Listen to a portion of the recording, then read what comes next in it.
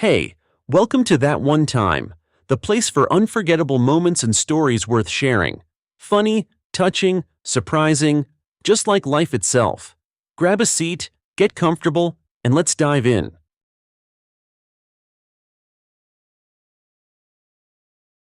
Mr. George Thompson knew his time was running out.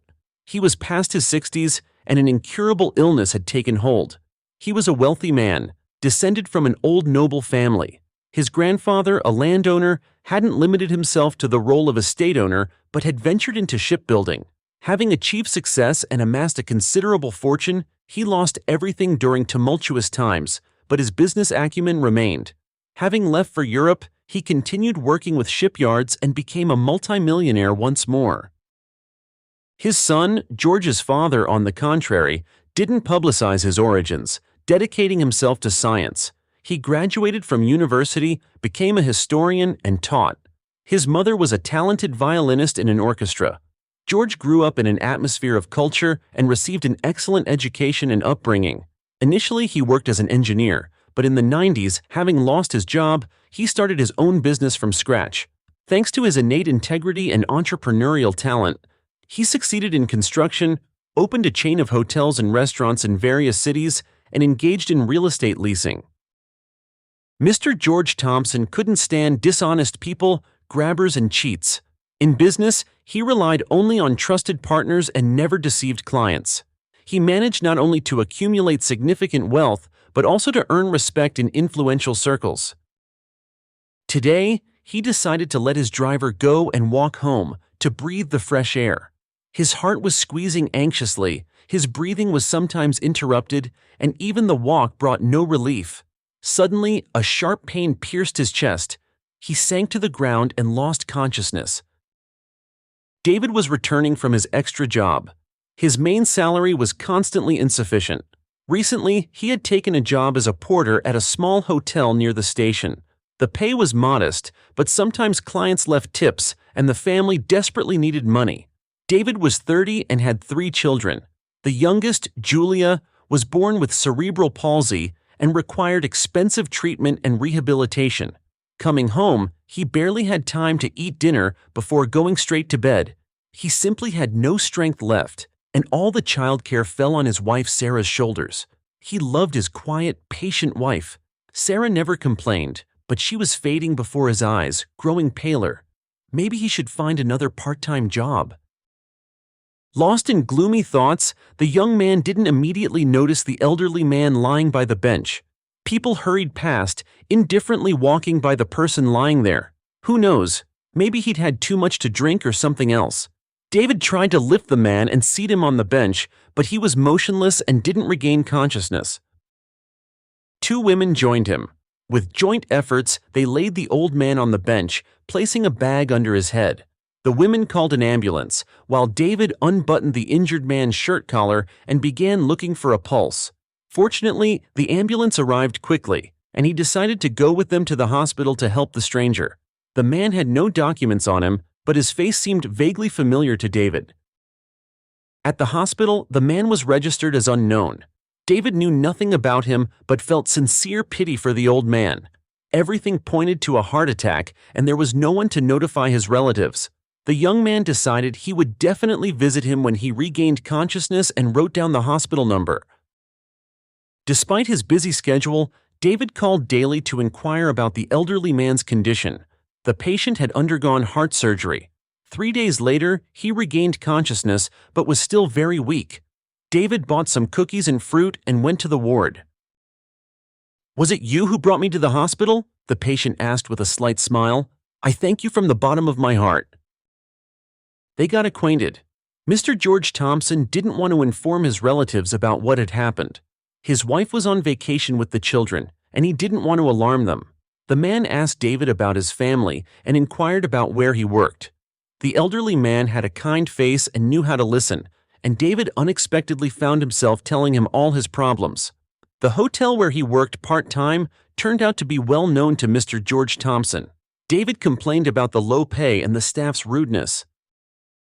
"Mr. Thompson, I think I've seen you somewhere before, but I can't remember." "It's a small world, maybe we have. and we'll definitely see each other again. After all, you saved my life. The doctor said another half hour, and it would have been impossible to save me." "Oh, it was nothing. Any normal person would have done the same," the young man said, blushing. He felt as if he was talking to someone close, like a father or an uncle. "The trouble is, there aren't that many normal people left," Mr. George Thompson replied sadly. They parted as friends, exchanging contact information. 2 weeks later, David was quite surprised when Mr. George Thompson appeared at the hotel. The entire staff sprang into action, cleaning every speck of dust, door handles shining. This happened rarely. The owner himself had arrived. Their astonishment was particularly great when the owner approached David with a smile and shook his hand, and David, without embarrassment, inquired about Mr. George Thompson's health. The next day, the manager offered David a position as a manager, but he refused. He had never managed people before. On the contrary, he was used to being yelled at, rushed, even mocked for his modest appearance. Mr. George Thompson had a young, beautiful wife with whom he had lived for several years. They had 2 sons whose upbringing was handled by his wife. The businessman's wife was denied nothing, loved to shine in society, and often traveled abroad for holidays. Their relationship had long become formal, purely businesslike. His wife returned from trips in a wonderful mood, but said nothing about how she had spent her time. Mr. George Thompson understood that he was no longer young, but there had been no warmth in their relationship for a long time. From his first marriage, he had an adult son who lived overseas. Sometimes they would call each other. His son was already nearing 50, was successful in business, and lacked nothing. In general, the elderly man felt very lonely. In his youth, he had friends, but then their paths diverged and communication ceased. The unexpected act of kindness from a stranger deeply touched his heart. In David, he saw sincere kindness, empathy, and inner strength. A desire arose to help this good person escape poverty. But how to do it without humiliating him, he didn't know. David would never accept charity just like that. One early morning, there was a knock at David's apartment door. Standing on the threshold was Mr. George Thompson with a bag full of fruit and sweets for the children. "Decided to drop by, visit you, and thank you again. Won't you offer me some tea?" David introduced him to his wife and children. It turned out the family knew nothing about what had happened, and the rescued guest gladly told them about the heroic deed of the husband and father. Sarah said that her husband couldn't have acted otherwise, couldn't have failed to help someone in need. The children confirmed in chorus and declared that their dad was the best, a true hero. It was clear how much the children loved their father. Everyone was touched, and David blushed with embarrassment. He was invited to the table. He distributed the treats, delicious pastries, and fruit, praised the hostess for the tea, and played with the little ones with toy cars. Then Mr. George Thompson got down to business and offered David a position in his company. To start as a manager, but with the possibility of career growth. The salary figure he mentioned stunned David. He couldn't even imagine such money. It was impossible to refuse. He agreed as if in a dream. The guest prepared to leave and, already at the door, handed him a business card. "Here, take this. Start tomorrow. Quit all your current jobs today. This is a serious matter. You'll be able to help your family. Pay for Julia's treatment." "But I don't know anything," David stammered, flustered. "It's nothing, you'll learn." Mr. George Thompson smiled. "A month's internship, you'll get half the salary." David agreed and realized that even this half was many times more than all his previous earnings, including part-time jobs. He couldn't sleep all night from excitement and disbelief, while Sarah carefully ironed his only decent shirt so her husband would look presentable at his new job. The next day, David went to his new place of work. His heart pounded with excitement. He was afraid of letting them down. The boss, Mr. George Thompson, was already waiting for him in the company's main office. He personally showed the new employee around the offices, introduced him to the team, presented him as his friend, and promised to personally guide him, explaining all the nuances of a manager's work. Thanks to the boss's authority, the modestly dressed young man was received warmly and kindly. He was immediately registered in the HR department and was even offered an advance so he could update his wardrobe according to the company's requirements. A month later, David was transformed, a real handsome man in an expensive suit, a crisp white shirt, and a tie. The new manager turned out to be capable and hardworking. He quickly mastered all the intricacies of the profession, the procedure for processing documentation, and methods of interacting with clients. Soon, he left other employees behind and became the company's leading manager. David worked tirelessly, often returning home well after midnight. 2 years passed. David reached significant heights in his career, essentially becoming the boss's right-hand man, managing the company's affairs. He no longer needed prompts from employees. He navigated all matters perfectly on his own. He didn't become arrogant, maintaining good relationships with colleagues. A truly warm, almost familial relationship developed with the boss. They often visited each other's homes, the children became friends and often played together. Mr. George Thompson fully trusted David, treating him like a son.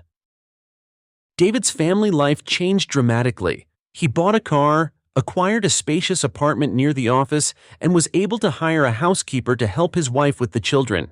And most importantly, Julia received the necessary treatment and rehabilitation at a specialized center. The illness was receding, and the girl began to walk on her own. The parents' happiness was boundless, and they were infinitely grateful to their benefactor.